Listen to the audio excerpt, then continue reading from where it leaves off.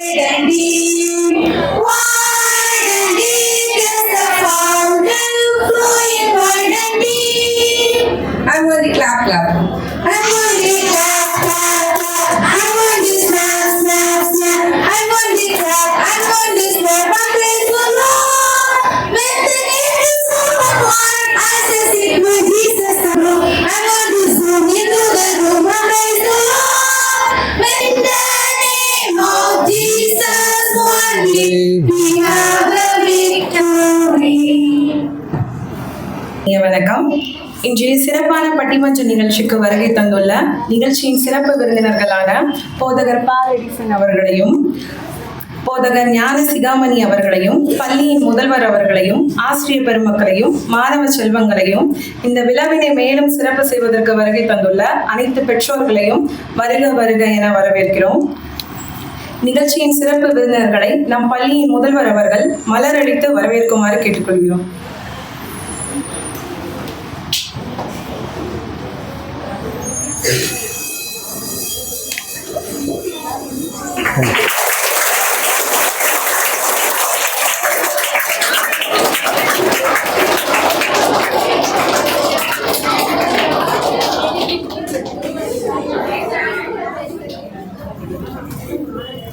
விழாவின் தொடக்கமாக போதகர் ஞான சிகாமணி அவர்களை ஜெபிக்குமாறு கேட்டுக்கொள்கிறோம். அனைவரும் எழுந்து நிற்கவும்.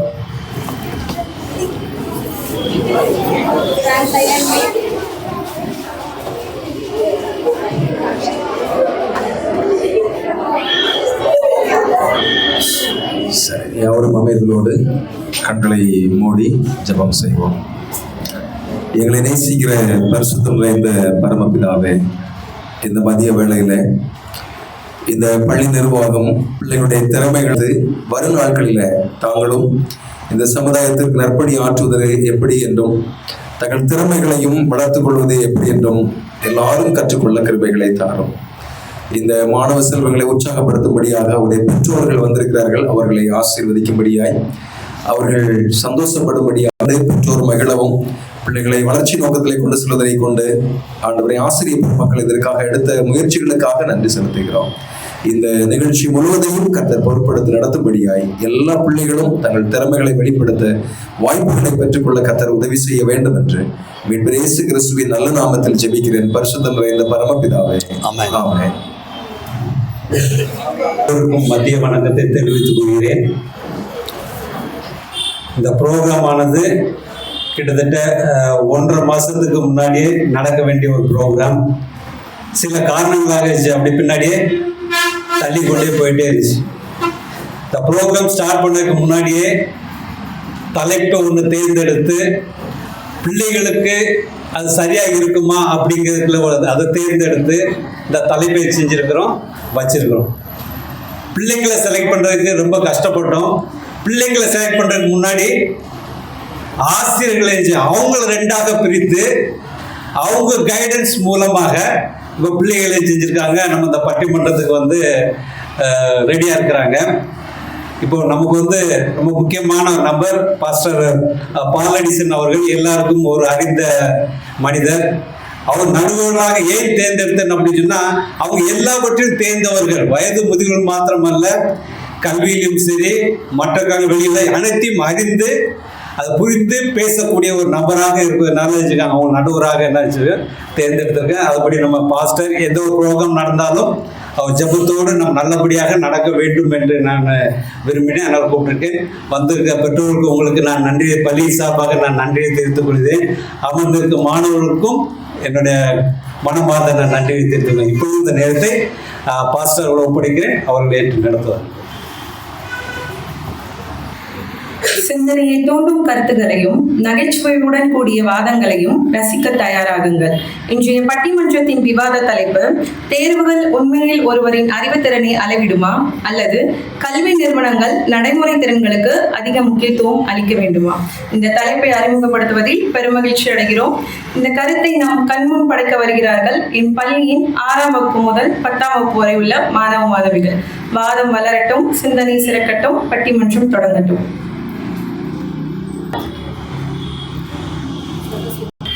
9ஆம் வகுப்பு மாணவன் சஞ்சய் கிருஷ்ணா அவர்களை மேடைக்கு வருமாறு கேட்டுக்கொள்கிறோம்.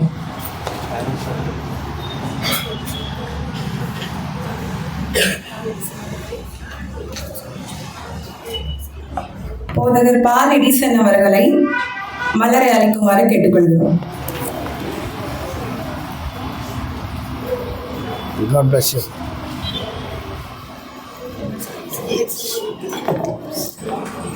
ஹரிஸ்ரீ 8ஆம் வகுப்பு மாணவியை மேடைக்கு வருமாறு கேட்டுக்கொள்கிறோம்.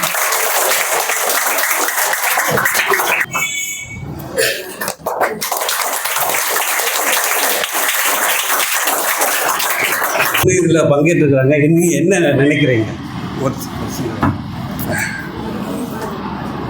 அனைவருக்கும் மதிய வணக்கம். இந்த நிகழ்ச்சியில் பங்கு பெற்றது ரொம்ப சந்தோஷமாக இருக்குது. நல்லா பேசுவா அப்படின்னு நம்பிக்கை டீச்சர்ஸும் சொன்னாங்க. நல்லா பேசுகிறான்னு.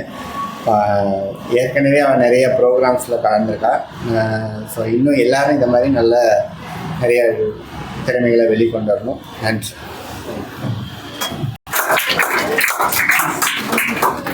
பத்தாம் வகுப்பு மாணவி அண்ணா லபிஷா பெற்றோர் அவர்களே மேடைக்கு வருமாறு அழைக்கிறோம்.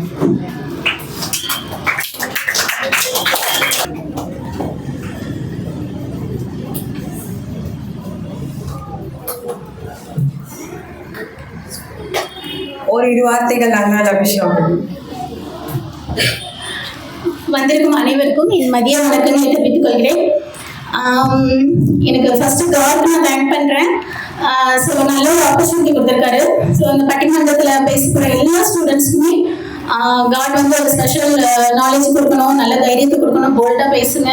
இப்போ என் பொண்ணு பார்ட்டிசிபேட் பண்ணுற ப்ரோக்ராமில் நான் பேசுறதுக்கு ஒரு சான்ஸ் கொடுத்தது ரொம்ப நன்றி. தேங்க்யூ. அடுத்ததாக 10ஆம் வகுப்பு மாணவி மதுஸ்ரீயின் பெற்றோர் அவர்களை மேடைக்கு வருமாறு அழைக்கிறோம்.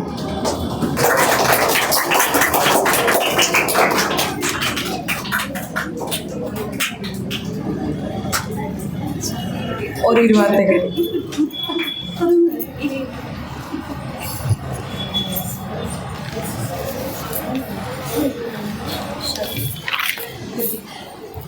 அடுத்ததாக 6ஆம் வகுப்பு மாணவன் ஷருண் அவர்களை மேடைக்கு வருமாறு அழைக்கிறோம். ஞான சிதாமணி அவர்களை மலர்கள் அழைக்குமாறு கேட்கிறோம்.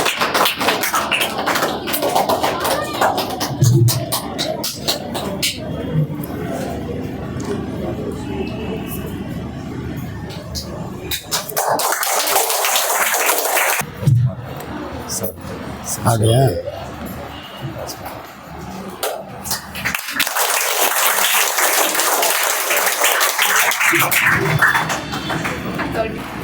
போதகர் பால் எடிசன் அவர்களை விழாவை தொடங்குமாறு அழைக்கிறோம்.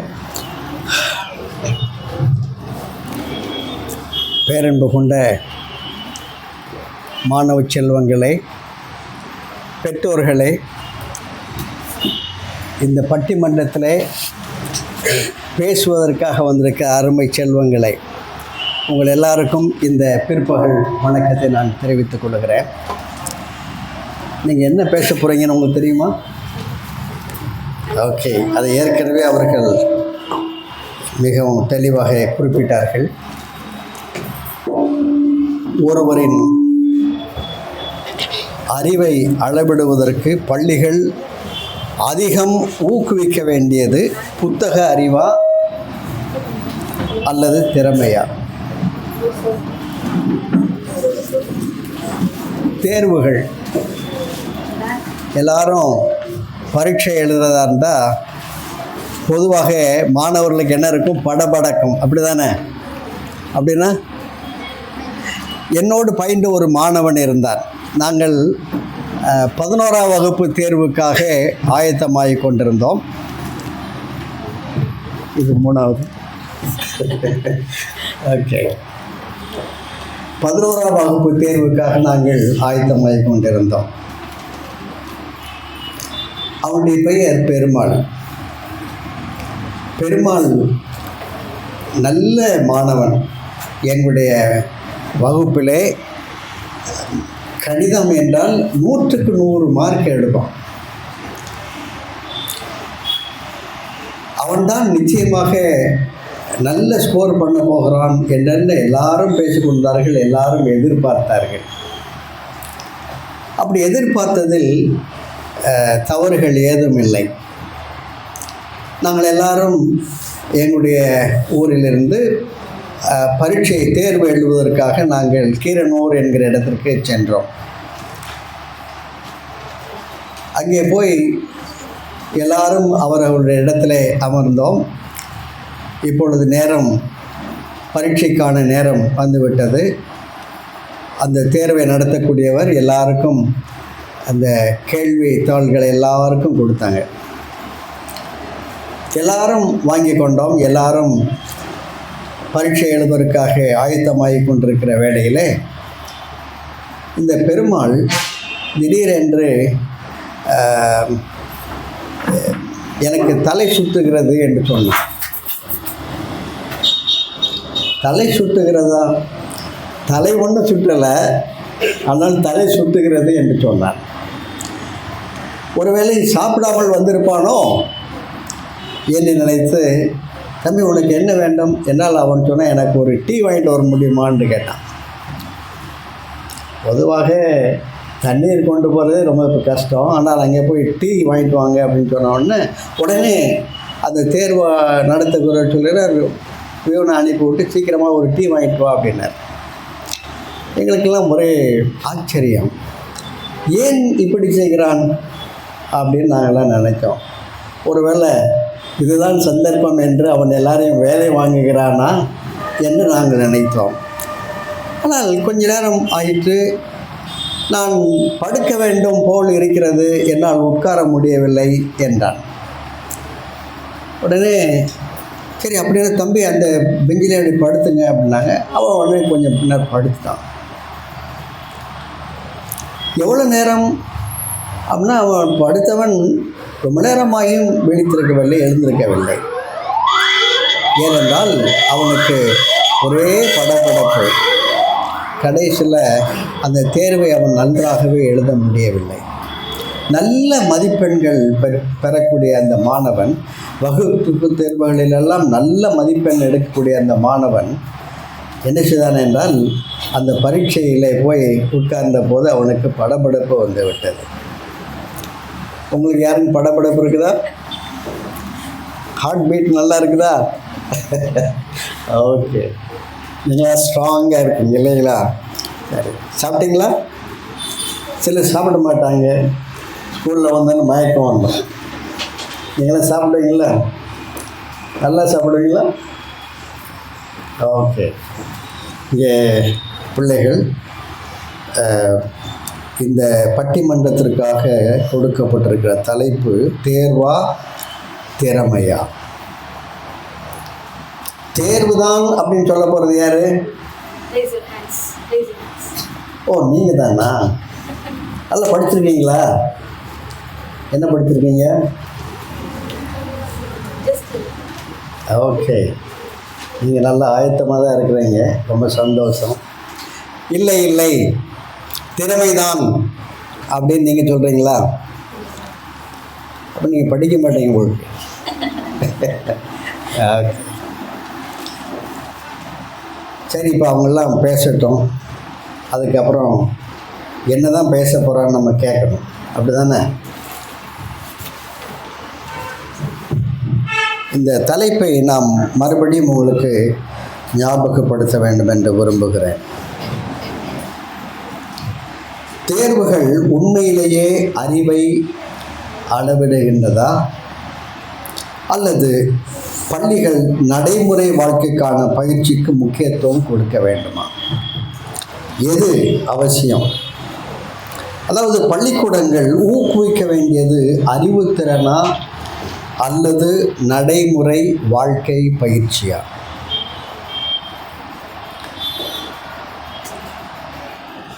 இங்கே இருக்கிற மாணவரில் முதலாவது சஞ்சய் கிருஷ்ணா. இவர் என்ன பேச போகிறார் அப்படின்னா,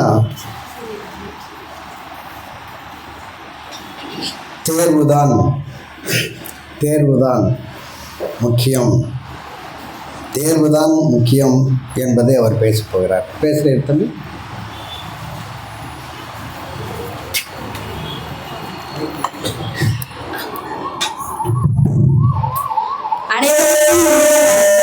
இன்றைய பத்திரிகை நிகழ்ச்சியில் கலந்து கொண்டுள்ள மதிப்பிற்குரிய தலைமை விருந்தினர், நடுவர் அவர்கள், பேச்சாளர்கள், ஆசிரியர்கள் மற்றும் அன்பு நண்பர்கள் அனைவரையும் வரவேற்கிறேன்.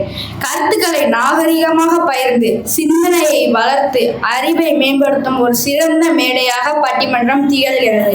இன்று நடைபெறவுள்ள இந்த பட்டிமன்றம் அனைவருக்கும் பயனுள்ள சிந்தனைகளையும் புதிய பார்வைகளையும் வழங்கும் என்று நம்புகிறேன்.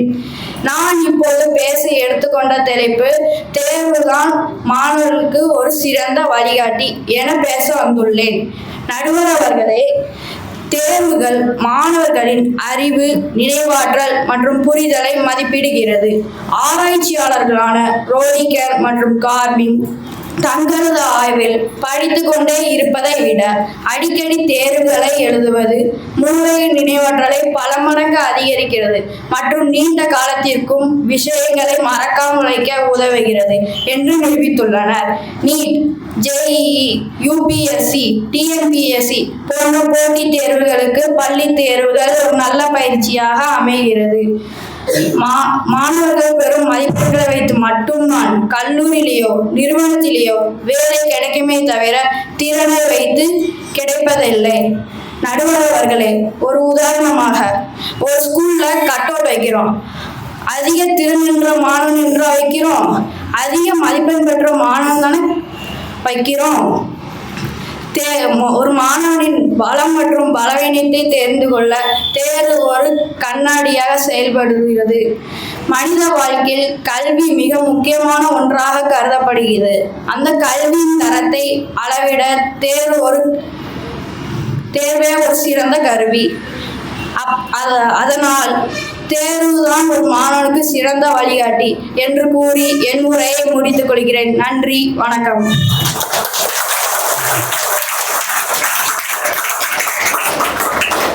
இந்த தம்பி சஞ்சய் கிருஷ்ணா, தேர்வு தான், அதனால் நீங்கள் எல்லாம் தேர்வுக்கு ரெடி ஆகுங்க, நீட்டுக்கு ரெடி ஆகுங்க, அப்போ தான் டாக்டர் ஆக முடியும் அப்படின்னு சொல்லி சொல்கிறார். அப்படி தானே?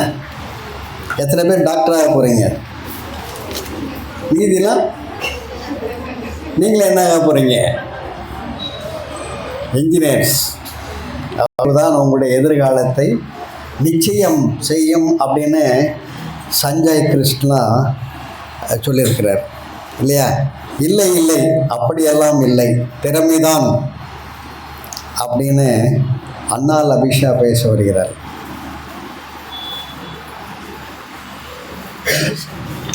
முக்கிய காரணம் என்று சொல்லிவிட்டார். ஆனால் நான் திறமைதான் ஒரு மாணவனுக்கு முக்கியம் காரணம் என சொல்ல உங்கள் முன் வந்துள்ளேன். ஒரு தேர்வை 3 மணி நேரம் எழுதுவது மட்டும் அறிவில்லை, பிரச்சனைக்கு தீர்வு காண்பதும் தான் அறிவு. அறிவு என்பது வெறும் மதிப்பெண் மட்டும் அல்ல. உதாரணமாக, ஐன்ஸ்டீன் பள்ளியில் சுமாரான மாணவர், எடிசன் 1000 முறை தோற்றார். தேர்வு அவர்களை முட்டாள் என்று சொல்லியிருக்கும். அப்படியானால் அவர்கள் விஞ்ஞானிகளாக ஆகவில்லையா? நடுவர் அவர்களே, பரீட்சை பாஸ் பண்றது வாழ்க்கை இல்லை, வாழ்க்கையை பாஸ் பண்றது தான் பரீட்சை. மீனை மரம் ஏற சொன்னால் அது முட்டாளா? இல்லை. அதே போல் நன்கு ஓவியம் வரைகின்ற மாணவனுக்கு கணக்கு தேர்வு வைத்து முட்டாள் என்று சொல்லுவது என்ன நியாயம்? ஒவ்வொரு மாணவனுக்கும் வெவ்வேறு திறமை, ஆனால் ஒரே தேர்வு. கல்வி என்பது அறிவை தருவது, ஆனால் திறன் என்பது அந்த அறிவை செயல்படுத்த உதவும் ஆற்றல் ஆகும்.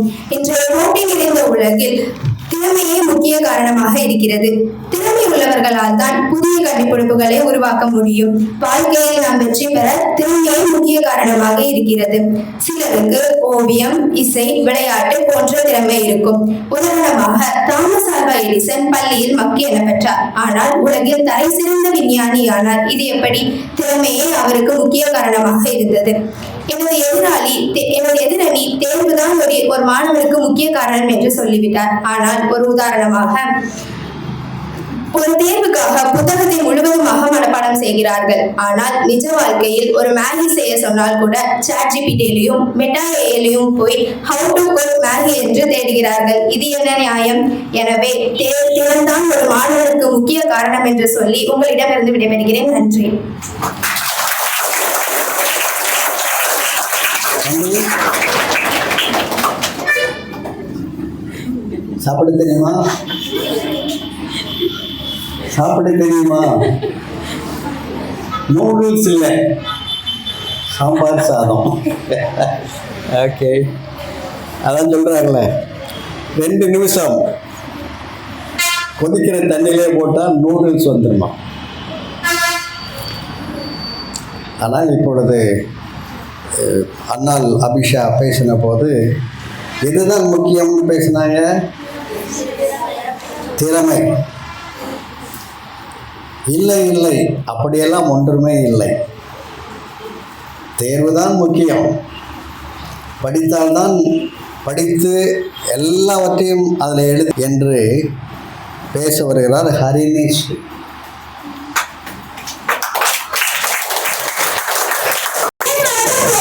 வாழ்க்கையில் தேர்வை கொண்டுதான் முன்னேற முடியும் என்ற கருத்தை தங்கள் முன் பதிவு செய்ய வந்துள்ளேன். நடுவர் அவர்களே, உயர்கல்வி மற்றும் வேலை வாய்ப்புகளுக்கு தேர்வின் மதிப்பெண்கள் முக்கிய பங்கு வகிக்கின்றன. தேர்வு அறிவுத்திறனை சோதிக்க உதவுகிறது, புதிய விஷயங்களை கற்றுக்கொள்ள உதவுகிறது. அப்படியானால் ஒரு திறன்களை மட்டும் வளர்த்துக் கொண்டு ஒரு மாணவன் பெரிய பதவியிலேயோ பெரிய நிறுவனத்திலேயோ இடம்பெற முடியாது. தேர்வுகள் மாணவர்கள் பாடங்களை எவ்வளவு புரிந்து கொண்டுள்ளனர் என்பதை அறிய உதவுகிறது. இதனை வெளியான ஆய்வுகளின்படி முறையான தேர்வு எதிர்கொள்ளும் மாணவர்கள் பின்னால் வாழ்க்கையில் ஏற்படும் சவால்களிலும் வேலை அழுத்தங்களிலும் மிக எளிதாக கையாள்கிறார்கள். தேர்வு எழுதும் போது ஒரு குறிப்பிட்ட நேரத்திற்குள் பணியை முடிக்க வேண்டும் என்னும் பழக்கத்தை கற்றுக் கொள்கிறார்கள். மேலும் ஒருவர் கொச்சு திறன்களோடு கல்வி கற்க தேர்ச்சி பெற்று போனாலும் ஒரு பெரிய நிறுவனத்தில் வேலை வாய்ப்பு கிடைக்கும். அதன் பின் அந்த திறன்களை வளர்த்துக் கொள்ளலாம். ஆகையால் தேர்வே மாணவனை வெற்றியாளராக ஆக்க வேண்டும் என்று உறுதி எனது உரையை முடித்துக் கொள்வேன். நன்றி, வணக்கம்.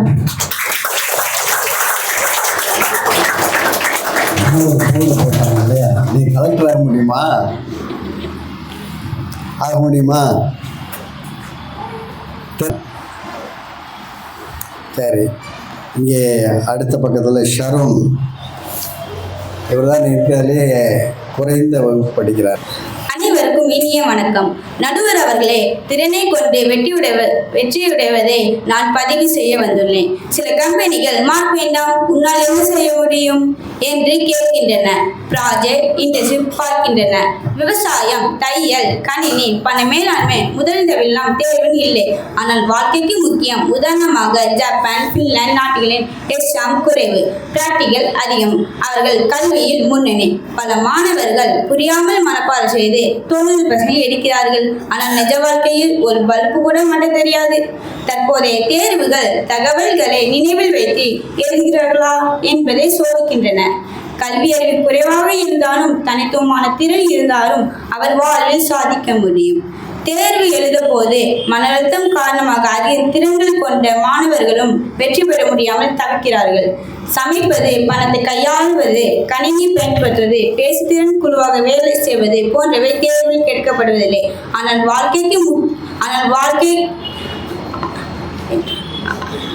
வாழ்க்கைக்கு நடைமுறை செயல்பாடுகளுக்கும் திறனே முக்கியமானதாகும்.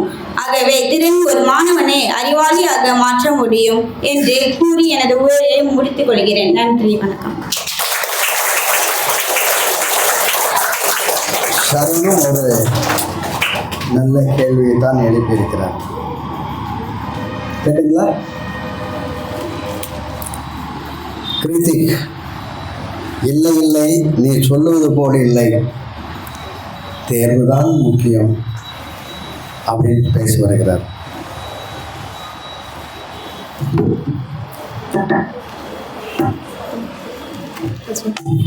அனைவருக்கும் வணக்கம். நான்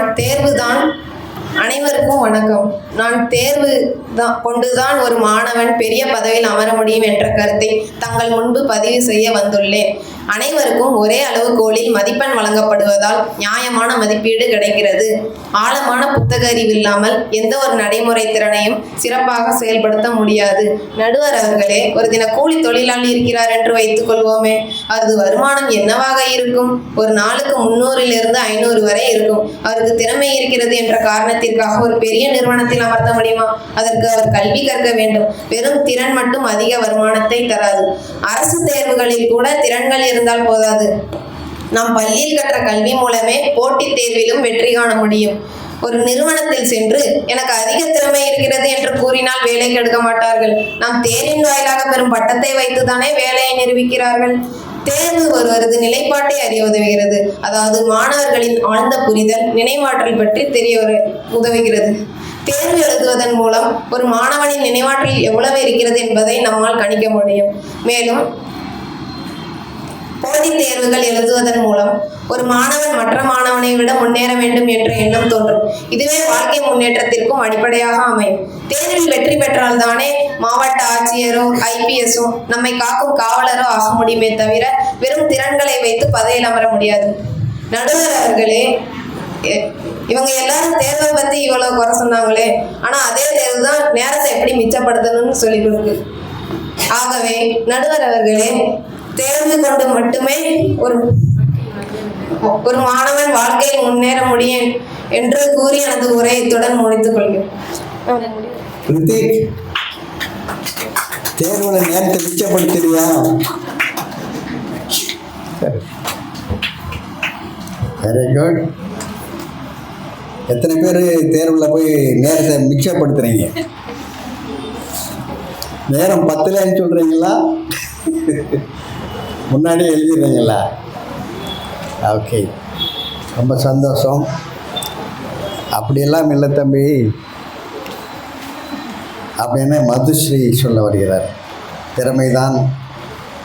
திறமைதான் முக்கியம்.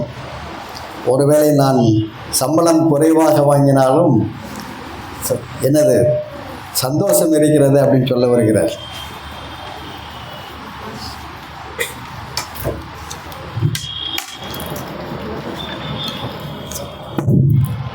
அனைவருக்கும் இனிய வணக்கம். எனது எதிரணி தேர்வுதான் ஒரு மாணவனுக்கு சிறந்த வழிகாட்டி என்று கூறி சென்றான். ஆனால் ஒரு மாணவன் திறன் மூலமே வெற்றி பெற முடியும் என்னும் கருத்தை உங்களிடம் வைக்க வந்துள்ளேன். தேர்வு படித்தால் பல புத்திசாலி மாணவர்கள் மதிப்பெண் குறைகிறார்கள். அதற்கென்று அவர்கள் முட்டாள் என்று அர்த்தமில்லை. இன்றைய உலகிற்கு வேண்டியது communication, creativity, problem solving, team work. இதை தேர்வு அளிக்காது. எனது எதிரணியில் ஒருவர் சொன்னார், ஒரு கூலி தொழிலாளிக்கு அதிக திறன் இருப்பதால் அவரை ஒரு பெரிய நிறுவனத்தில் அமர வைக்க முடியுமா என்று கேட்டார். கொஞ்சம் சிந்தித்து பாருங்கள். அந்த கூலி தொழிலாளி அவரது படிக்கும் காலத்திலேயே அவரது திறனை வளர்த்திருந்தால் அவரின் நேரம் ஒரு IT நிறுவனத்தில் ஊழியராக பணியாற்றலாம்.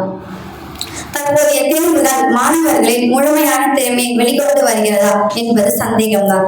அதனால் நடைமுறை திறன் என்பது மிகவும் அவசியமாகிறது.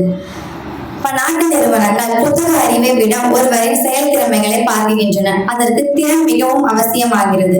மாணவர்கள் தேர்வுக்காக மட்டும் மனப்பாடம் செய்து புரியாமல் எழுதி அதிக மதிப்பெண் வாங்குகிறார்கள். இது உண்மையான அறிவு மற்றும் திறனை வெளிப்படுத்தாது. உண்மையிலே நம்மால் திறன் மூலம் வெற்றி பெற முடியும். ஒரு மொழிகள் தேர்ச்சி மதிப்பெண் ஒரு இலக்காக இருந்தாலும் உண்மையான இலக்கு லிசனிங், ஸ்பீக்கிங், ரீடிங், ரைட்டிங் இவை இருக்க வேண்டும். உயர்ந்துள்ள பல வெற்றியாளர்கள் திறன் மூலமே உயர்ந்துள்ளனர். உதாரணமாக கல்விக்கண் திறந்த காமராஜரை எடுத்துக்கொள்ளலாம். அவர் படிக்கவில்லை என்றாலும் முதலமைச்சராக ஆகவில்லையா? மேலும் சச்சின் டெண்டுல்கரை எடுத்துக்கொள்ளலாம். அவர் 10ஆம் வகுப்பில் தோல்வி பெற்றாலும் சிறந்த கிரிக்கெட் பிளேயராக ஆகவில்லையா? அவருக்கு தேர்வு கை கொடுக்கவில்லை.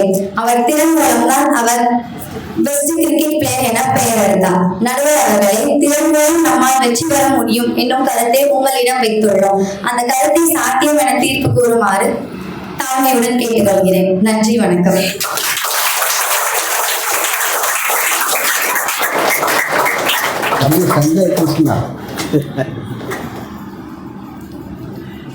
காமராஜர் என்ன படித்தார்? படிக்கலையா? அவர் படிக்காத மேதையப்பா. புரியுதா? சீஃப் மினிஸ்டர் ஆயிடலாம். புரியுங்களா? இந்தியாவிற்கே அவர் தலைவராக இருந்தார். பிரதமரையே உருவாக்கியவர் என்று பெயர் எடுத்தார். படிக்காதவர் என்று சொன்னாலும் பல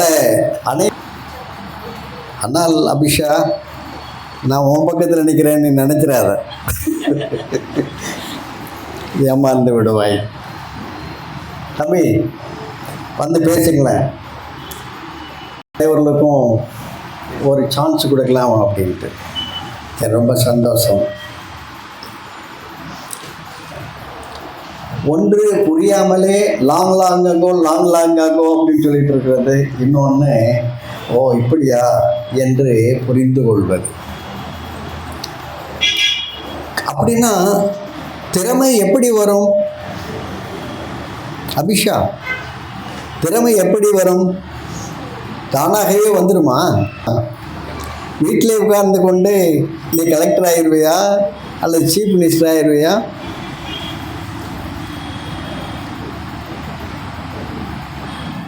படிக்காமலே எல்லாவற்றையும் கண்டுபிடித்து விடுவாயா?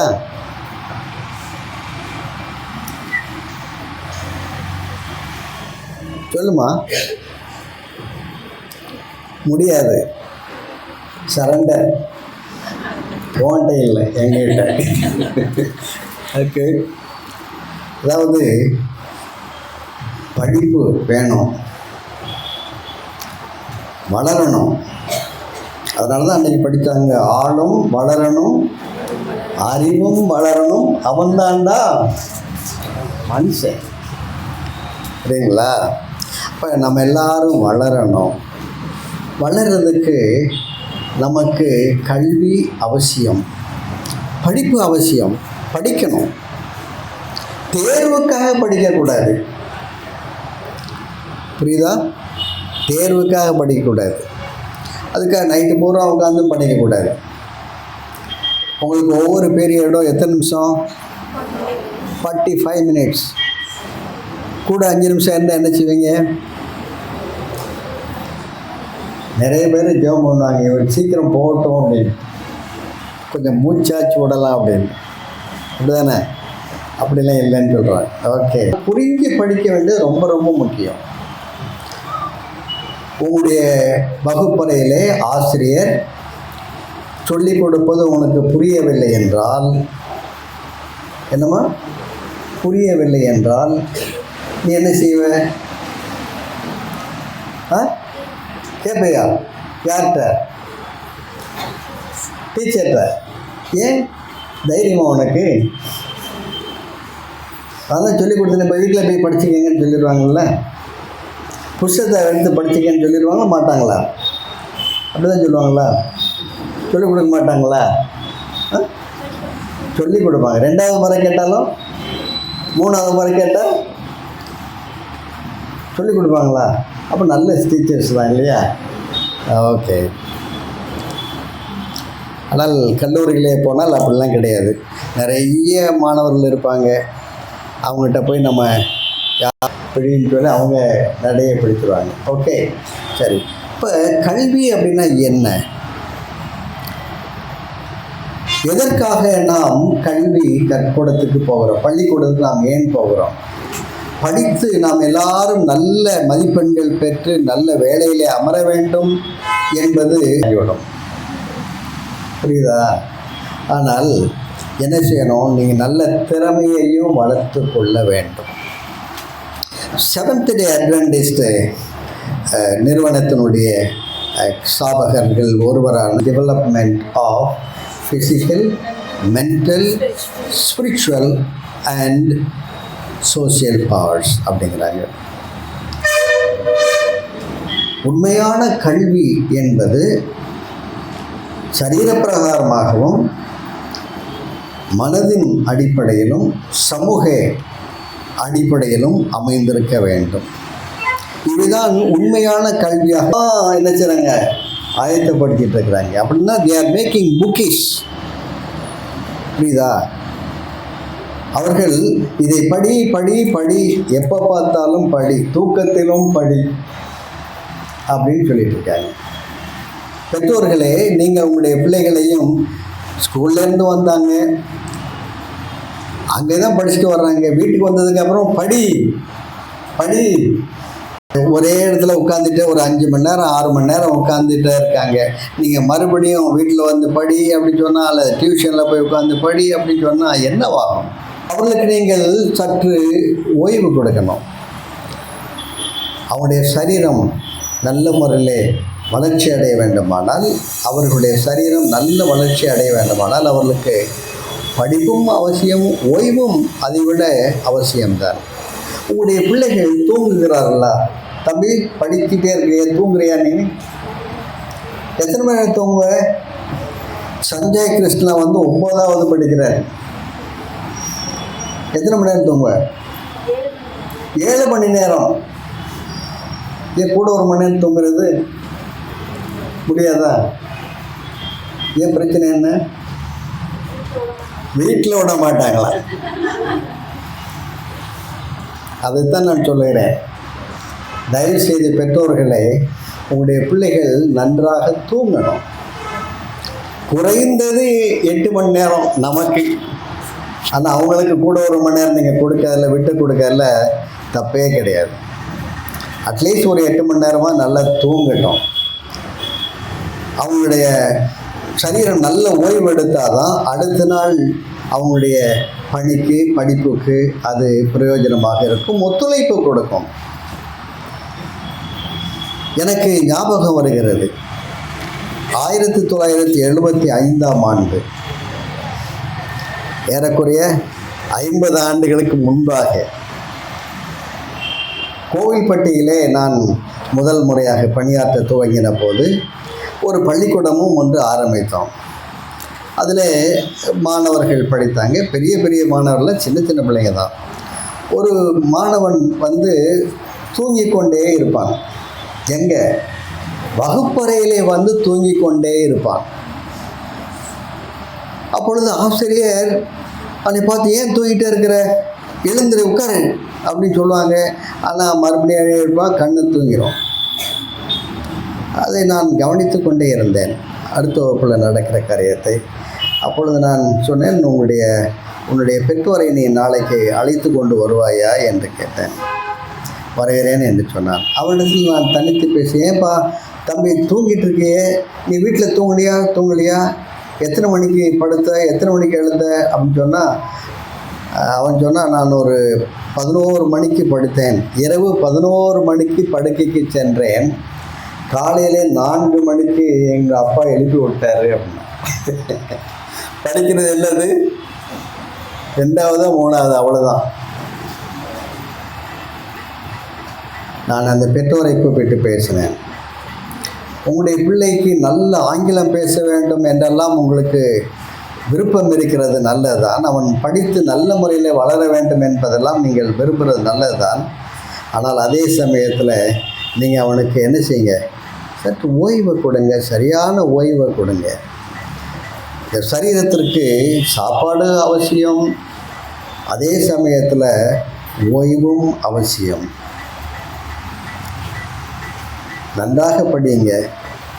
செவன்த் டே அட்வென்டிஸ்ட் பள்ளிக்கூடத்தினுடைய நல்ல ஃபிலாசபி, தத்துவம் என்னன்னா ஹார்மோனியஸ் டெவலப்மெண்ட். அப்படின்னா எல்லாம் இணைந்து ஒன்றான ஒரு வளர்ச்சி. நம்முடைய சரீர வளர்ச்சி எவ்வளவு முக்கியமோ அதே போல் மன வளர்ச்சியும் முக்கியம். மன வளர்ச்சி எவ்வளவு அவசியமோ அதே போல் நாம் சமுதாயத்தில் சேர்ந்து வாழ்வதற்கு, இறைபக்தியோடு கூடிய ஒரு சமூகத்தில் வாழ்வதற்கு அதுவும் நமக்கு மிகவும் அவசியம். திறமைகள் நமக்கு வேண்டும், திறமை வேண்டும். நாம் படிக்கின்றோம், நாம் எல்லாரும் படிக்கிறோம், புத்தகத்தை படிக்கிறோம். புத்தகத்தை படித்து நாம் என்ன தெரிந்து கொள்கிறோம்? என்ன தெரிந்து கொள்கிறோம்? ஏன் என்கிற கேள்விக்கு அங்கேதான் பதில் கிடைக்கிறது. எங்க? புத்தகத்தை படிக்கிற போது. ஆனால் அந்த திறமையை வளர்க்கிற அந்த சமயத்தில் படிக்கிறோம், புத்தகத்தை படிக்கிறோம், ஏன் என்பதற்கான பதில் கிடைக்கிறது. ஆனால்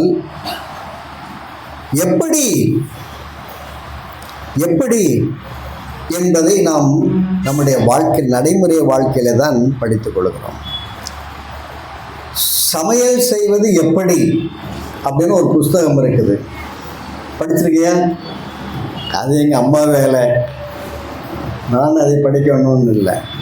ஆனால் சமையல் செய்வது எப்படி, சமையல் குறிப்பு அப்படின்னு புஸ்தகம் எல்லாம் நிறையவே இருக்கிறது. இப்போ யூடியூப்லலாம் நேராகவே சொல்லிக் கொடுத்துட்றாங்க, இப்படி செய்யுங்க, இப்படி செய்யுங்க, இப்படி செய்யுங்க, இப்படி செய்யுங்க அப்படின்ட்டு. ஓகே. ஆனால் கல்வியை நாம் கற்றுக்கொள்ளும் போது ஏன் என்கிற கேள்விக்கு பதில் கிடைக்கிறது. ஆனால் நடைமுறை வாழ்க்கையில் நாம் அதை எப்படி என்பதையும் கற்றுக்கொள்ளுகிறோம். இது ரெண்டும் இருந்தால் மாத்திரம் போதாது, இதற்கு மேலே இன்னொன்று வேணும். என்ன வேணும்? எப்போது அப்படிங்கிற கேள்விக்கு நம்ம பதில் தெரியணும். எப்போது இது பதில் தெரிகிறது, அதை புரிந்து கொள்கிறோம், அதை எப்படி செய்ய வேண்டும் என்று நாம் படித்துக் கொள்கிறோம். ஆனால் எப்போது இதை பயன்படுத்த வேண்டும் என்பதையும் நாம் தெரிந்து கொள்ள வேண்டும். இது மிகவும் முக்கியம். மாணவ செல்வங்களே, நீங்கள் உங்களுடைய வாழ்க்கையில் நீங்கள் நல்லா படிங்க, அதே சமயத்தில் தெரிந்து கொண்டு படியுங்க, தெரிந்ததை அபியாசிங்க. ஹரிணி, நீ வீட்டில் வேலை செய்வியா? என்ன வேலை செய்வேன்? எல்லா வேலையும், சமையல்ல இருந்து. அது மாத்திரம் எனக்கு இல்லைங்கிறியா? துணி துவைக்கிறது அது என்னுடைய வேலை இல்லை. இப்போ இதுதான் உன்னுடைய வேலை.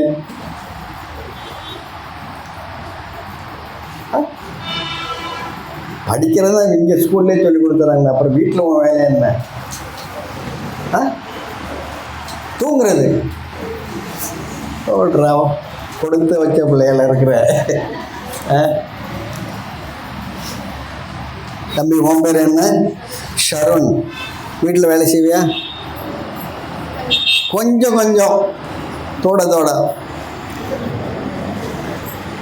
நீ வேலை செய்வியா? என்ன வேலை செய்வ?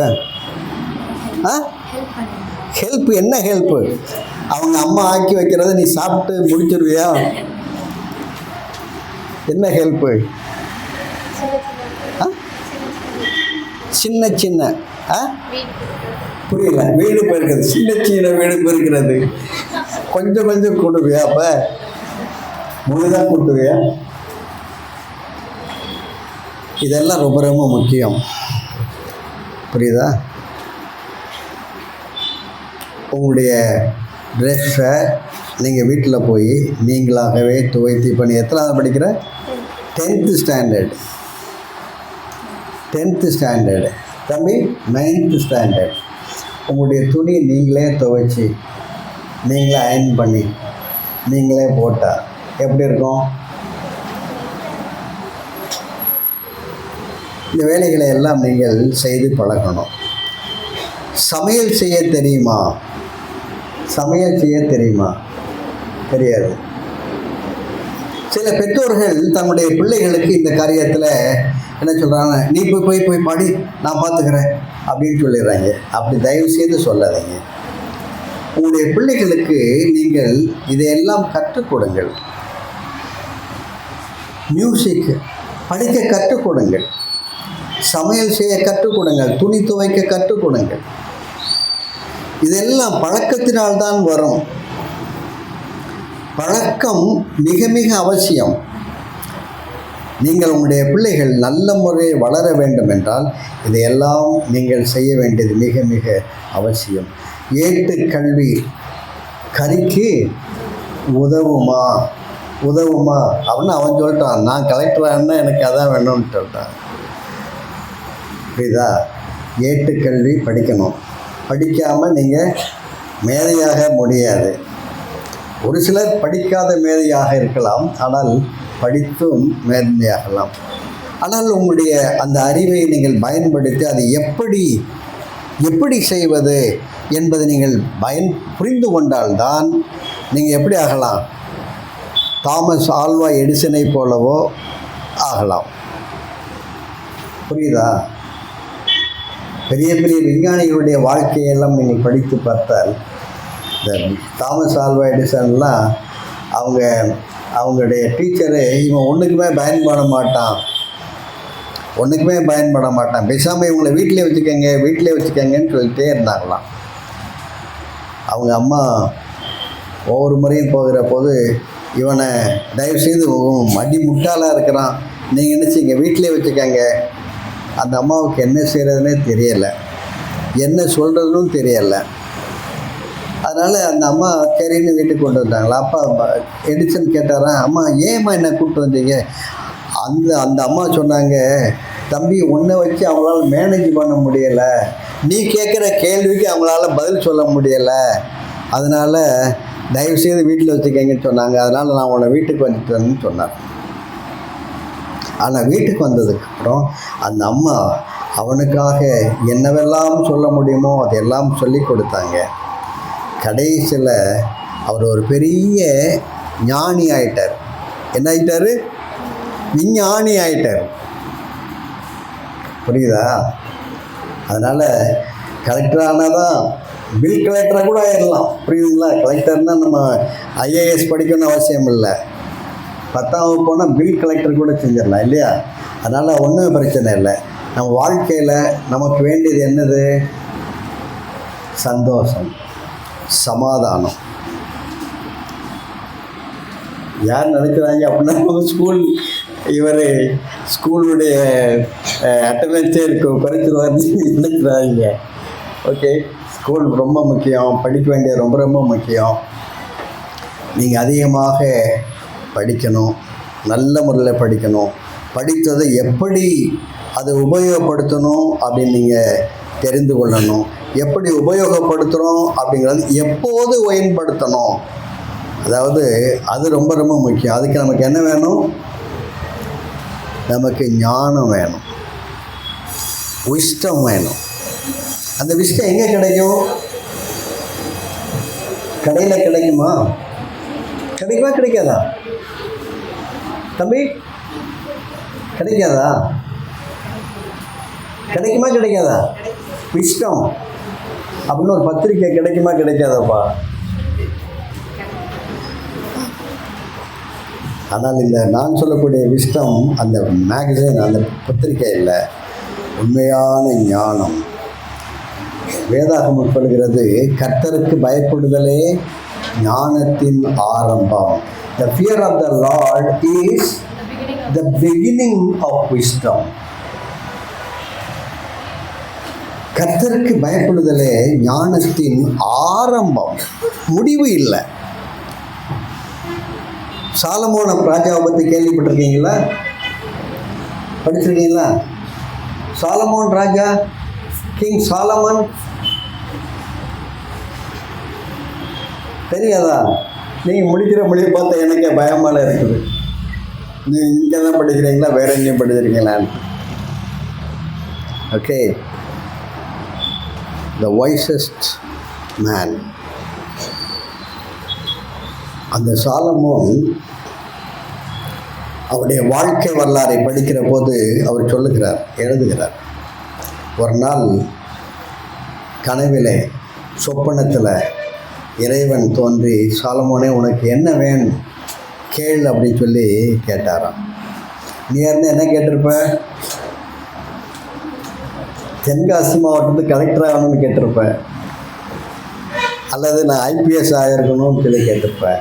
ஆனால் ஆண்டவர் என்ன கேட்டாராம்? எனக்கு ஞானம் வேணும் ஆண்டவரே. என்னை ராஜாவாக ஆக்கிட்டாங்க, சிறு பையனாக இருக்கிற போதே ராஜாவாக என்னை ஆக்கிட்டாங்க. ஆனால் இந்த பெரிய தேசத்தை ஜனங்களையெல்லாம் நான் நடத்துவதற்கு எனக்கு என்ன வேணும்? ஞானம் வேணும். கேட்டிருக்கியா தம்பி? நீ கேட்குறியா? இனிமேல் கேளுங்க, யார்கிட்ட கேளுங்க? நம்மை படைத்தவரிடத்துல கேளுங்க. ஓகே, உங்களுக்கு புரியலையா? டீச்சர்கிட்ட கேளுங்க, மறுபடியும் கேளுங்க, அதுக்கு மேலே யார்கிட்ட கேளுங்க? நம்மை படைத்தவரிடத்துல கேளுங்கள். அவர் நமக்கு ஞானத்தை தருவேன் என்று வாக்கு கொடுத்திருக்கிறார். எனக்கு அன்பான பிள்ளைகளே, நீங்கள் பேசின நல்ல வார்த்தைகளை எல்லாம் நாங்கள் ரசித்தோம். பிள்ளைகள் எல்லாரும் கேட்டாங்க. எத்தனை பேர் நீங்கள் எல்லாம் முழுமையாக கேட்டீங்க? தேர்வு முக்கியமா? எத்தனை பேர் தேர்வு முக்கியம்னு சொல்கிறீங்க?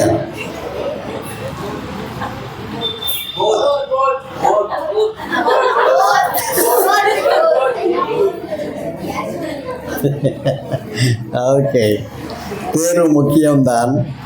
கல்வியும், அதாவது தேர்வுக்கான அது தேர்வும் இந்த திறமையும் சேர்ந்து வளர்ந்தால்தான் நம் வாழ்க்கையில் சுபிட்சமாக இருக்க முடியும், சந்தோஷமாக இருக்க முடியும்.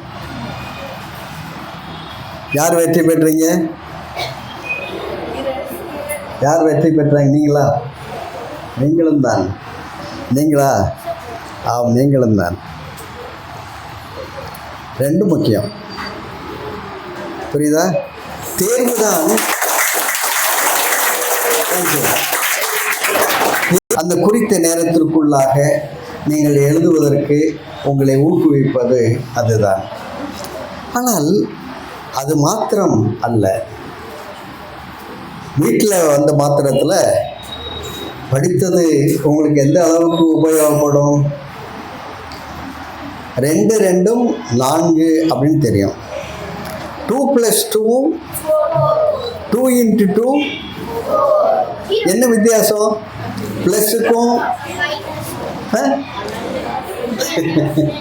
ப்ளஸுக்கும் மல்டிப்ளிகேஷன் என்ன வித்தியாசம்?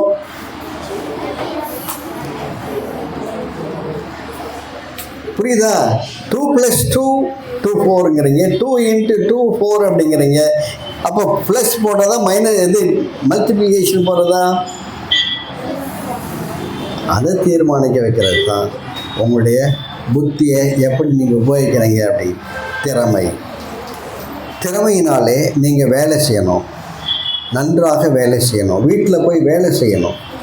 யார் நன்றாக வேலை செய்கிறாங்களோ அவங்க தான் நல்ல சரீர வளர்ச்சி இருக்கும், மன வளர்ச்சி இருக்கும்.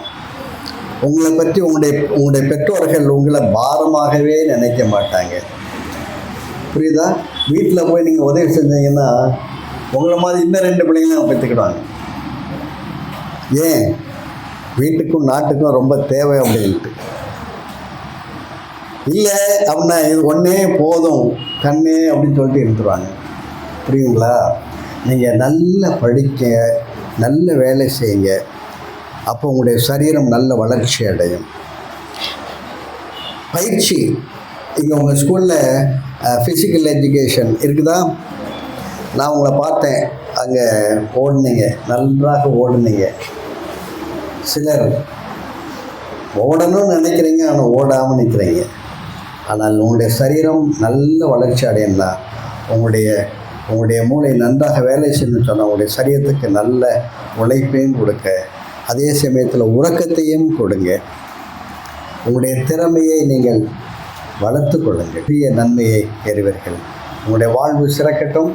மாணவ செல்வங்களே, சஞ்சய் கிருஷ்ணா, ஹரிணி, கிருத்திகா, அன்னாள் அபிஷா, ஷரோன், மதுஸ்ரீ, கர்த்தர் உங்களை எல்லாரையும் ஆசீர்வதிப்பாராக. இன்னும் அதிகமான போட்டிகளிலே நீங்கள் பங்கு பெறுங்க. பங்கு பெற்று வாகை சூடுங்கள், வெற்றி பெறுங்கள். உங்கள் எல்லாரையும் வாழ்த்துகிறோம். உங்களுடைய பள்ளியின் சார்பாக வாழ்த்துகிறோம். உங்களுடைய சிறந்த அறிவுரைகளை வழங்கிய போதகர் பால் எடிசன் அவர்களுக்கு நன்றியை தெரிவித்துக் கொள்கிறோம். இப்போது நம் பள்ளியின் முதல்வர் அவர்கள் ஓரிரு வார்த்தைகள் பேசுவீங்க.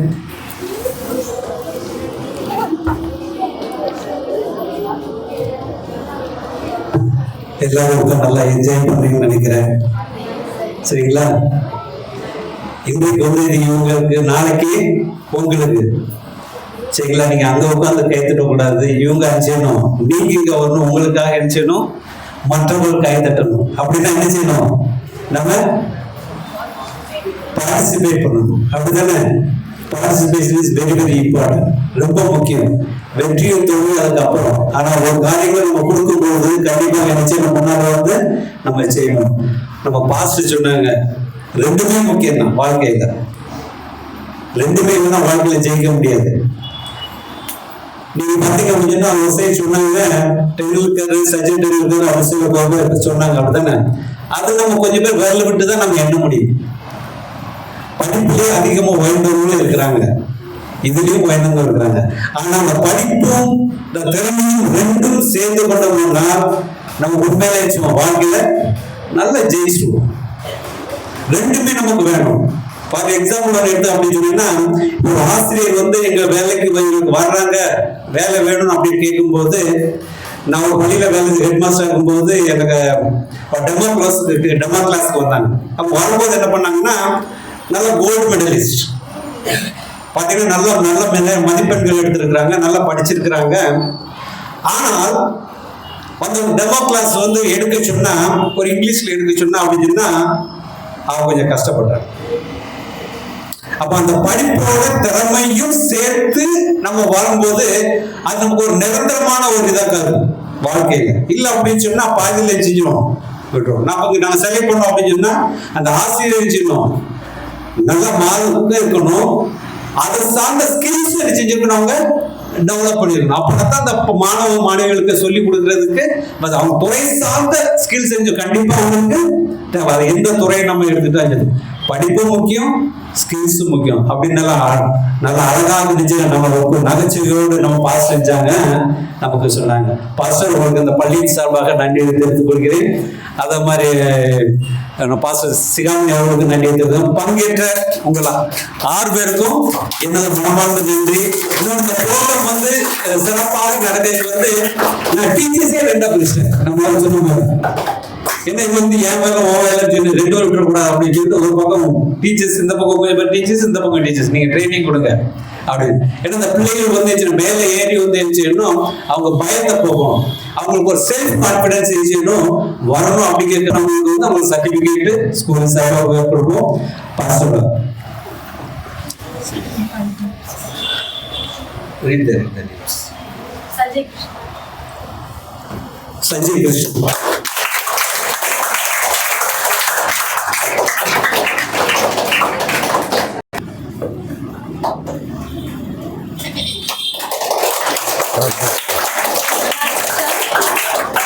Anna Labish,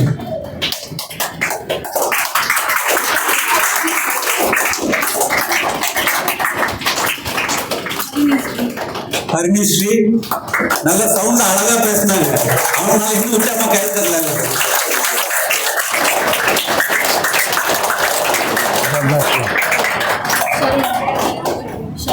ஷரோன்,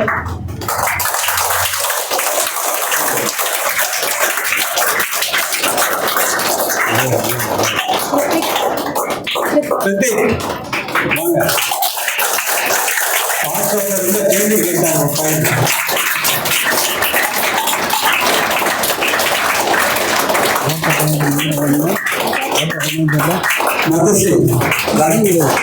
அடுத்த அருமையா கடைசியில் ரொம்ப அருமையா பேசினாங்க. அவங்களுக்கு ஒரு கைத்தறி கொடுத்துருங்க.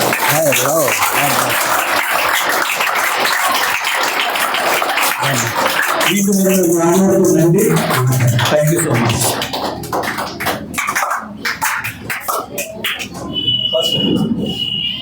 கடைசியாக ஒரு முடிஞ்சமாக பாசவங்க எடுப்பாங்க. அப்படியே எல்லாம் அப்படியே அமர்ந்திருப்போம். முடிஞ்சோன்னா அவங்க கிளாஸ் கலந்து சார். எங்கள் அன்புள்ள ஆண்டவரே, இந்த மகிழ்ச்சியான பிற்பகல் வேலைக்காக தோத்திரம், அருமையாக ஒழுங்கு செய்யப்பட்ட இந்த நிகழ்ச்சிக்காக நன்றி. இதில் பங்கு பெற்ற மாணவ செல்வங்களுக்காக தோத்திரம், அவர்களை பயிற்றுவித்த பெற்றோருக்காகவும் ஆசிரியர் பெருமக்களுக்காகவும் நன்றியை தெரிவிக்கிறோம். இங்கே இந்த செய்திகளை எல்லாம் கேட்ட எல்லா மாணவ மாணவிகளையும் நீங்கள் ஆசிர்வதிங்க. பிள்ளைகள் நேரம் எடுத்து நல்ல முறையில் கற்றுக்கொள்ளவும், அதை வாழ்க்கையில் அபியாசிக்கவும், பயின்று தங்களுடைய வாழ்க்கையை மேம்படுத்தி கொள்ள நீங்கள் உதவி செய்யுங்க. இந்த நிகழ்ச்சியின் மூலமாக இந்த மாணவர்கள் பங்கெடுத்தவர்களின் வாயிலாக மற்ற மாணவர்கள் பெற்றுக்கொண்ட உற்சாகத்தையும் ஊக்கத்தையும் நினைத்து நாம் துதிக்கிறோம். வரும் நாட்களில் இந்த மாணவ செல்வங்கள் எல்லாரும் நல்ல மேடை பேச்சாளர்களாக மாத்திரமல்ல, பயத்தை விரட்டவும், நல்ல திறமைகளை வளர்த்து உமக்காக நல்ல பிரஜைகளாக ஜீவிக்க நீங்கள் உதவி செய்யுங்க. அவர்களை பெற்ற பெற்றோர்களுக்காக ஸ்தோத்திரம். அவர்களை பயிற்றுவித்த மாணவ அந்த ஆசிரியர்களுக்காக ஸ்தோத்திரம். எல்லாரையும் நீங்கள் ஆசீர்வதிங்க.